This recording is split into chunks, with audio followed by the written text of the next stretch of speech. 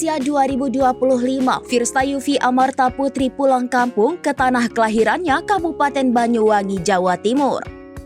Putri Indonesia 2025 melakukan kunjungan istimewa ke kampung halamannya di Banyuwangi pada Jumat 12 Juli.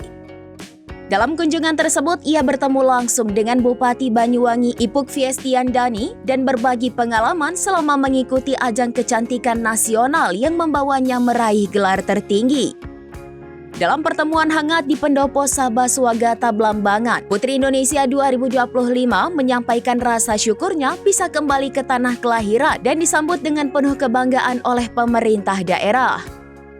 Ia menceritakan proses panjang hingga berhasil menjadi Putri Indonesia, termasuk perjuangan, kerja keras, dan misi sosial yang diemban selama masa jabatannya.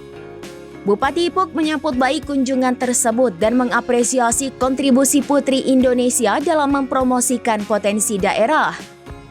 Pemerintah siap mendukung program-program sosial yang ingin dijalankan Putri Indonesia untuk masyarakat. Kunjungan ini juga disertai dengan agenda berbagi inspirasi di beberapa sekolah dan komunitas pemuda di Banyuwangi sebagai bentuk kepedulian Putri Indonesia terhadap pembangunan karakter generasi muda di daerah.